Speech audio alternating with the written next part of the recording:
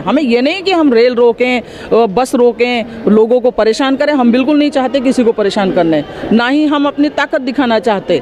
हम तो सिर्फ ये चाह रहे हैं कि जो सरकार सोई हुई है वो जगे। ये देश जो आज़ाद हुआ है ना, ये आंदोलन से ही आज़ाद हुआ था और अभी भी वही क्रांति आ रही है, दोबारा से वही क्रांति आ रही है, क्योंकि किसान अब इनकी बातों में आने वाला नहीं है। किसान नहीं, कोई भी नहीं आने वाला है इनकी बातों में। परेशान हो गए हैं लोग, अब इनके जुमलेबाजी से परेशान हो गए, झूठी बातें बोलते हैं। देखो, इनकी मंशा सही नहीं है। अगर मंशा सही होती तो ये बैरिगेटर आप देख रहे हो, कंटीले बैरिगेटर बिल्कुल नहीं लगाते, कील नहीं लगाते। तो ये सरकार तो वो गन्ना है, जब तक तुम कोल्हू में नहीं दोगे ना, रस देने वाली नहीं है।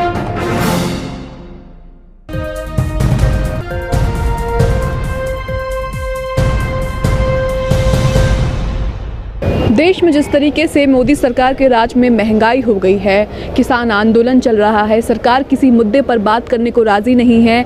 बात करने के लिए मेरे साथ बबली चौधरी जी मौजूद हैं। आप महिला हैं, बेहतर समझ रही हैं कि किस तरीके से जो किचन का बजट था वो बिगड़ गया है, सिलेंडर के रेट हाई हो गए हैं। क्यों वोट दिया था मोदी सरकार को? यही दिन देखने के लिए दिया था? देखिए, शुरू में हमारी स्मृति ईरानी सिलेंडर उठा करके काफ़ी जब विपक्ष में थी तो उस वक्त बहुत हल्ला किया करती थी कि देखिए कितना रसोई गैस के सिलेंडर का रेट कितना बढ़ गया है और ये जो है इतना रेट बढ़ा रहे हैं, पेट्रोल के दाम बढ़ गए हैं, डीजल के दाम बढ़ गए हैं। ऐसी सरकार किस काम की? प्रधानमंत्री नहीं सुन रहे हैं, जो मतलब आम जनता का बजट बिगड़ा हुआ है।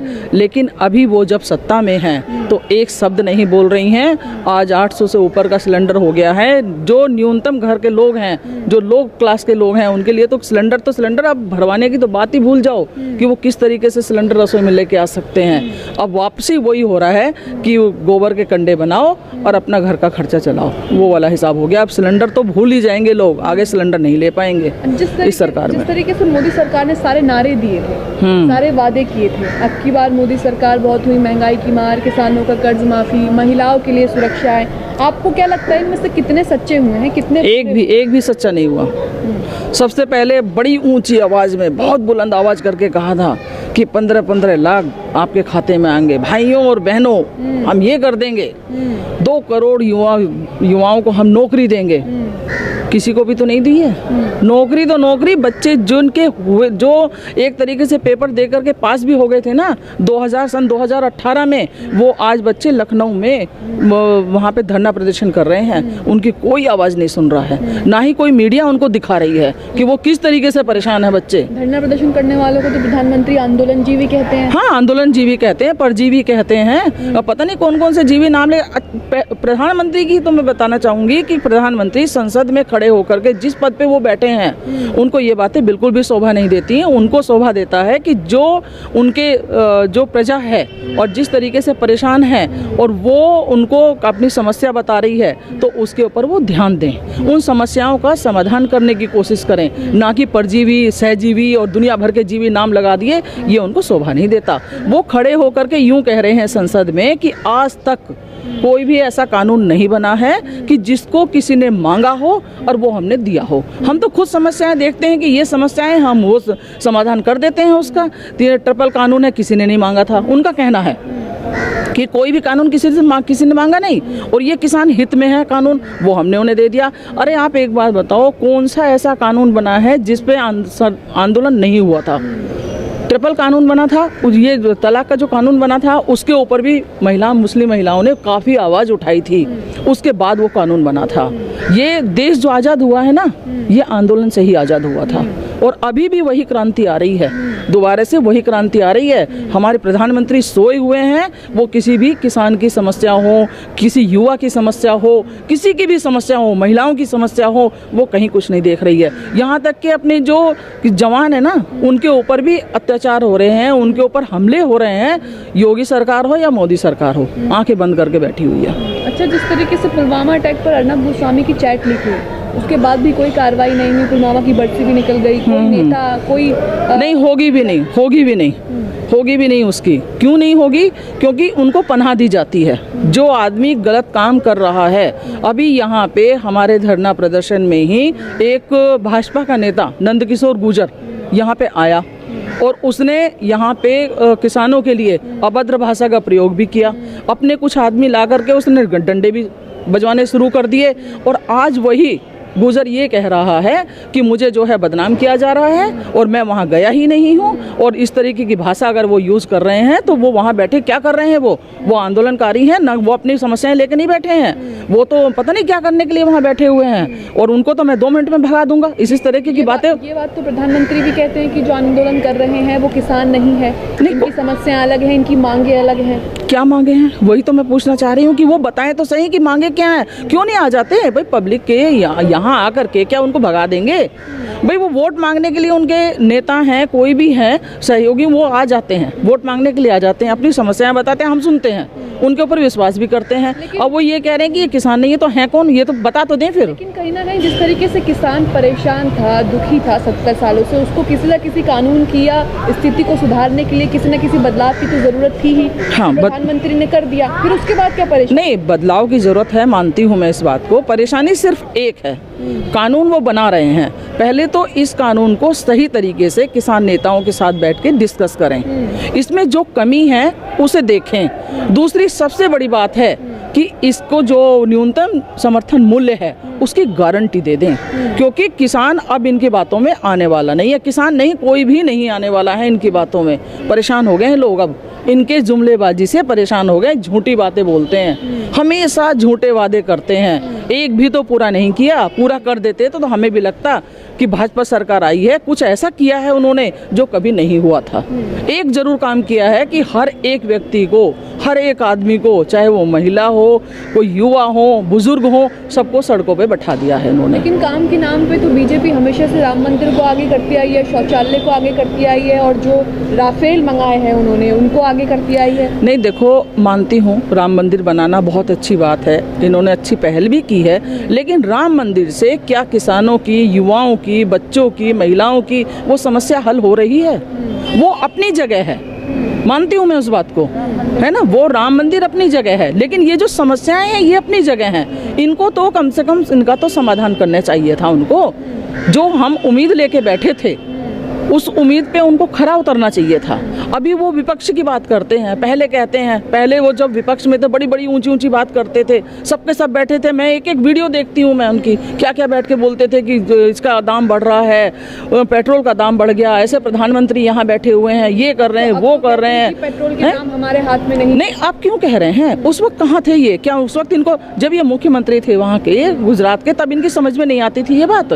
फिर तो ये जब उसमें सत्ता में था उनके ऊपर बहुत आरोप लगाया करते थे। स्मृति ईरानी ले करके वो चूड़ियाँ ले करके पहुंच गई थी।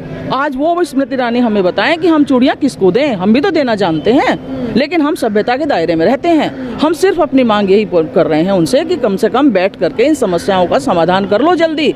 लेकिन जिस तरीके से कांग्रेस को उखाड़ दिया था ना लोगों ने, वही इनके लिए ये भारी पड़ रहा है। जितना लंबा ये खींचेगा ना, इनके लिए नुकसान है, किसानों के लिए कोई नुकसान नहीं है। मैं आपको बताऊं, किसानों के पास तो समस्या का समाधान है। जो आदमी दूध के फटने से डरता है ना कि दूध फट गया क्या होगा, क्योंकि उसके पास कोई समस्या का समाधान नहीं होता, वो डर जाता है कि दूध फट गया यार होगा क्या। लेकिन किसान जानता है, दूध से पनीर निकालना भी जानता है, दूध से दही बनाना भी जानता है, तो वो परेशान होने वाला नहीं है, वो अपनी समस्याओं का समाधान करके ही जाएगा। लेकिन अगर कानून वापस लेते हैं तो सब अपने अपने कानून लेकर आ जाएंगे, सीए वाले भी आ जाएंगे और कई ऐसे लोग भी आ जाएंगे जिन्हें कानून से कोई पसंद है या कोई नहीं, यही तो गुमराह किया जा रहा है लोगों को। इन्हीं बातों को लेके गुमराह किया जा रहा है लोगों को। ऐसा कुछ भी नहीं है कि सब कानून वाले वापस आज कहेंगे कि ये कानून भी लो, वो कानून भी लो। भाई इस कानून में तो हम वो गारंटी चाह रहे हैं जो पूरी प्रजा के लिए, पूरी जनता के लिए, ये जन आंदोलन है जी, तो ये तो सभी के लिए, सभी के पक्ष में है। वो क्यों इसका विरोध करेंगे और क्यों सड़कों पे आएंगे? 2022 में यूपी में चुनाव है, योगी जी इतने विरोध के बाद भी कहते हैं डंके की चोट पर जीतेंगे। वो तो पता चलेगा, सामने रिजल्ट आएगा, आ रहा है चुनाव, उसमें दिखाएंगे। मैं यहाँ आ रही हूँ आंदोलन में, मैं देख रही हूँ अपनी बहनों की समस्याएं देख रही हूँ, अपने किसान भाइयों की समस्या देख रही हूँ, यहाँ पे किस तरीके से बुजुर्ग बैठे हैं उनकी समस्या मैं देख रही हूँ। मैं कह रही हूँ मैं तो कभी भाजपा को वोट नहीं दूंगी। और मैं मानती हूँ कि मुझसे कम से कम 50 आदमी तो ऐसे जुड़े हुए हैं जिनको मैं प्रेशर से ये कह सकती हूँ कि भाई नहीं, ये काम तुम्हें नहीं करना है, तो इतनी तो बात मेरी मानेंगे ही। तो मुझ जैसे यहाँ पे हज़ारों लोग हैं, तो वो ना हज़ारों से कम 2-3 हज़ार लोग तो जुड़े ही हुए हैं, तो वो कैसे सपोर्ट कर देंगे भाजपा को, ये आप मुझे बताओ। एक तरफ सरकार आपसे बात करने का ढोंग करती है, दूसरी तरफ सरकार आपके घरों पर छापेमारी करवा रही है। बिल्कुल करा रही है। ट्रैक्टरों को बंद कर रही है, आपके घरों को नोटिस भेजा जा रहा है, आपके घरों में हाउस अरेस्ट किया जा रहा है। इसको किस तरीके से देख रहे हैं? देखो, इनकी मंशा सही नहीं है। अगर मंशा सही होती तो ये बैरिगेटर आप देख रहे हो, कंटीले बैरिगेटर बिल्कुल नहीं लगाते, कील नहीं लगाते। ये बैरिगेटर तो हमें किसानों को ये कहा गया कि आप खेतों पे भी नहीं लगा सकते, बैन है ये, क्योंकि पशु घायल हो जाते हैं। तो हमारी हालत तो उस पशु से भी बदतर है, वहाँ जा नहीं सकते हम। ये कटीले तार लगा दिए हैं और सरकार यूँ कहती है कि किसान जो है रोड घेर के बैठे हैं। हम कहाँ रोड घेर के बैठे हैं? आप ही लोग ने तो बंद की है भाई, हम यहाँ नीचे बैठे हुए हैं, आपने वो सड़क बंद कर दी। क्यों कर दी? क्या हम वहाँ जा नहीं सकते? हम देश के वासी नहीं हैं, हमें दिल्ली जाने का हक नहीं है? लेकिन 26 के बाद सरकार थोड़ा सा झुक गई है, शर्मसार हो गई। प्रधानमंत्री ने कहा कि 26 तारीख। देखो, एक बात है, इसलिए आपको शायद रोक दिया गया, बैरिकेडिंग कर दी गई। ऐसा कुछ भी नहीं है कि उसके बाद से ऐसा हुआ है, क्योंकि 26 तारीख को क्या हुआ वो दुनिया जानती है। क्या कोई नहीं रहा है, क्योंकि जिनकी सत्ता है उनका प्रभाव भी होता है ना। लेकिन वो सब जान रहे हैं ये किसकी गलती से हुआ है, कैसा हुआ है और क्यों हुआ है, सब जानते हैं। हम भी थे उस दिन, आप भी थे यहाँ पे, और किस वक्त यात्रा चली थी ये भी सब जान रहे हैं, और किधर का रूट दिया गया था ये भी सबको पता है। यहाँ से आप ऊपर से अभी चले जाओ, सीधे ITO पहुँचोगे, तो किसान को क्या पता कि कहाँ से कहाँ जाना है। और उसके पहले ही 9 बजे से पहले ही वहाँ पे किसान पहुँच जाते हैं। जब हमारी यात्रा ही चालू नहीं हुई तो किसान वहाँ पहुँच कैसे गए, ये बताओ। हमें तो समझ में ही नहीं आया कि कैसे किसान वहाँ पहुँच गए हैं। सामने सामने काफिला जा रहा है, उसके पीछे कुछ किसानों के ट्रैक्टर भी पहुँच गए हैं। जब उनकी समझ में आया है, कई लोगों के तो फ़ोन आए वहाँ से कि भाई हम तो यहाँ आ गए, कौन सा रास्ता है, अब यहाँ आप लोग कब पहुँच रहे हो? अरे कहाँ पहुँच गए, वहाँ तो जाना ही नहीं था। बोले हमें पता ही नहीं, बहुत सारे ट्रैक्टर जा रहे थे, उनके पीछे पीछे हम भी पहुँच गए। तो धीरे धीरे फिर वो वापसी हुए, वापस आए यहाँ पे। तो ये लोग तो इनकी सोची समझी साजिश थी, ऐसा कुछ नहीं है। सब आदमी जान रहे हैं कि कहाँ गलती हुई है, कहाँ नहीं हुई है। अब एक बात आप देखो, यहाँ कितने दिन से हम लोग बैठे हुए हैं, रोज आ रहे हो आप, हमें देख रहे हो। यहाँ बैठ करके किसी से अगर कोई बंदा, एक आदमी लड़ाई भी कर ले, कि किसी को नुकसान भी नहीं पहुंचा सकता। यहाँ तो अड़ोस पड़ोस वाले इतने खुश हैं, आकर के खाना खाते हैं, बैठते हैं, हमसे बात करते हैं। और अभी तो कुछ दिन पहली बात है, यहाँ पे एक महिला खड़ी थी, मैंने पूछा उनसे, मैंने कहा जी आपको बड़ी परेशानी है, हम लोग यहाँ रह रहे हैं। बोले हमें कोई भी दिक्कत नहीं है। ये जो लोग भी उस दिन भी आकर के यहाँ पे बोल रहे थे, बोले सब भाजपा के लोग थे और उन्होंने यहाँ पे हल्ला मचाना शुरू किया था। हमने तो उनसे कहा भी कि हमें तो कोई परेशानी नहीं है, वो लड़ाई अपनी नहीं लड़ रहे, हमारी भी लड़ रहे हैं।